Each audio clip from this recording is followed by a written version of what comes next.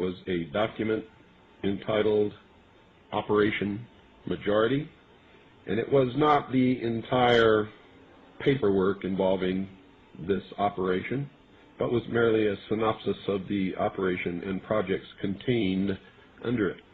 One of these projects was called Project Red Light. The purpose, according to this document, was to back engineer captured extraterrestrial technology for adaptation into the United States space program. Now, I've since come to believe that the extraterrestrial portion of all of this is nonsense, but that the technology is real. I believe that many of us were shown these documents over the years so that later we would talk about it. I mean, how can you keep the existence of extraterrestrials, if they were real, a secret? And how could anyone keep quiet knowing that they had seen documentation, official government documents labeled top secret, that expressed that these extraterrestrials were real and had visited this earth? I wanted to know just how true all of this was, and I began a program of research to find out if extraterrestrials were real. The first thing I did was collect every bit of documentation that I could find, both from the Freedom of Information Act, from the research of others, from books that had been printed on the subject of UFOs, and of course through my network of friends in the intelligence community. What I discovered was amazing. What I discovered, ladies and gentlemen, is that there has been a plan in existence since about 1917, and probably before that, to create an artificial extraterrestrial threat to this earth in order to create a one-world totalitarian socialist government.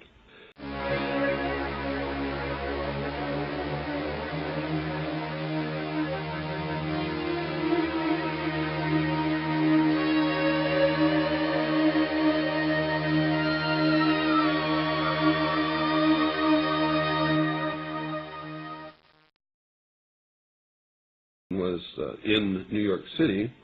They had a dinner, and some pretty famous people spoke at this dinner. One of them was John Dewey. John Dewey is the father of our failing, disastrous public education system. Here's what he said. Listen very carefully.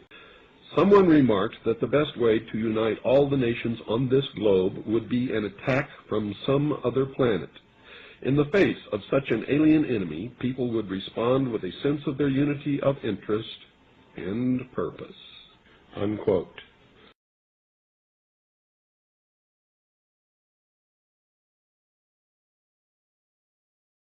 It is more probable, in our judgment, that such a threat will have to be invented rather than developed from unknown conditions.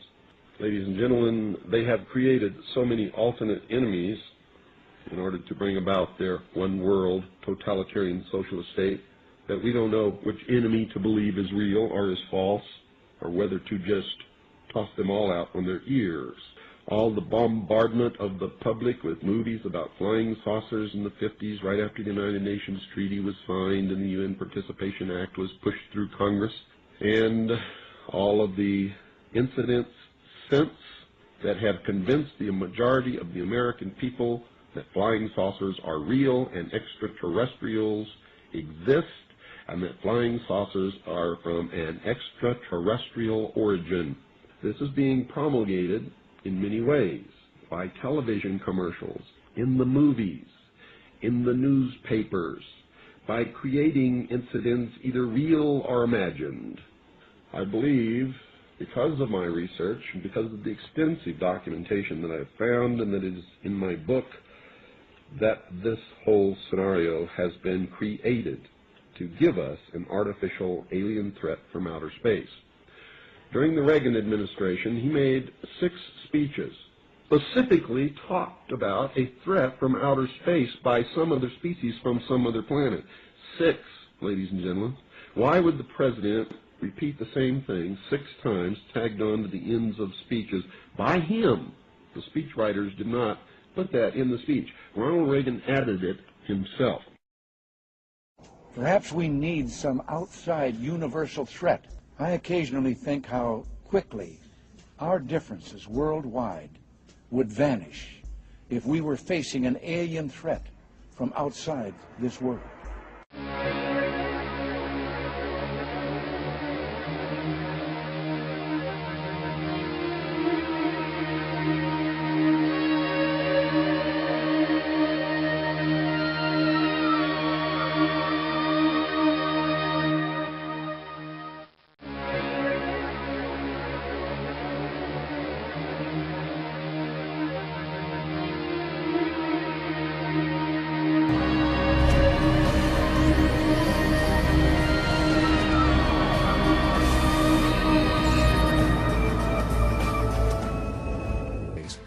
Los alemanes habían iniciado al mundo en el desarrollo de los verdaderos ovnis. Después de 1945, sus ideas y científicos cayeron en manos de las dos nuevas superpotencias, Rusia y Estados Unidos. Los ingenieros alemanes Victor Schauberger, Rudolf Schieber y un tal Dr. Mitte comenzaron a trabajar secretamente para los Estados Unidos. Al mismo tiempo, según los informes, el científico alemán Andreas Epp trabajaba también en un proyecto de platillo volador para los rusos.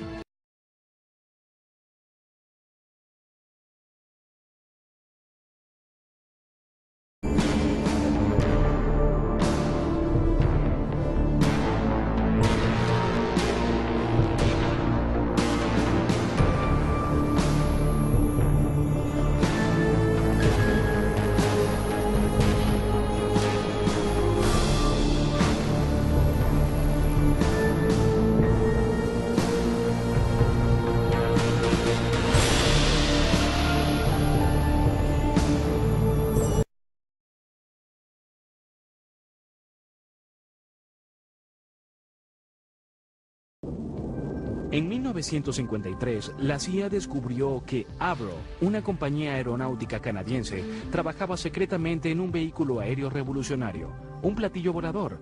Este proyecto había sido concebido por un visionario ingeniero aeronáutico británico.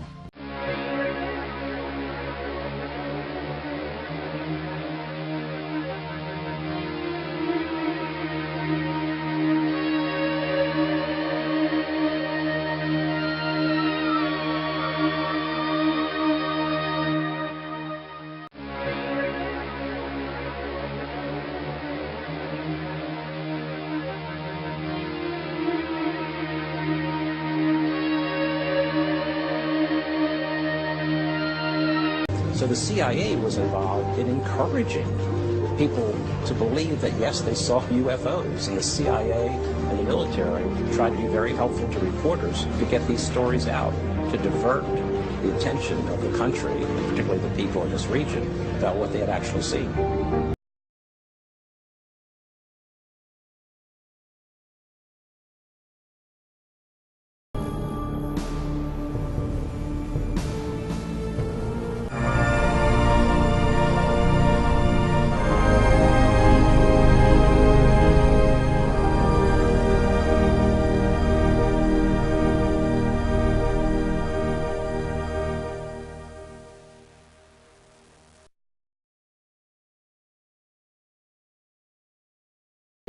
So what's the truth about UFOs?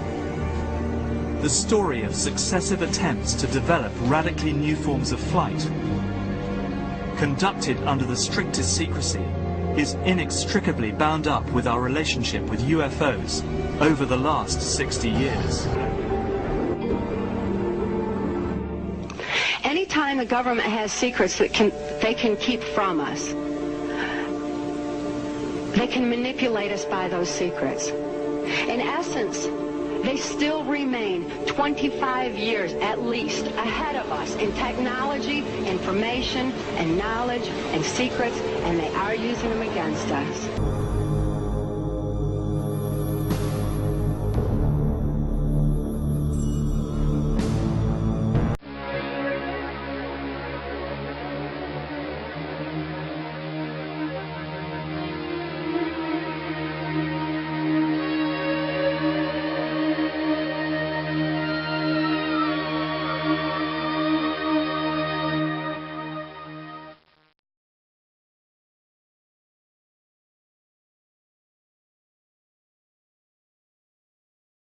I believe we're building toward a mass, carefully manufactured fake event where ETs, who are really humans, who are really part of this secret clique, who are probably Nazis, you know, who developed or perfected their technology from World War II, which is why you've got to get, you know, Joe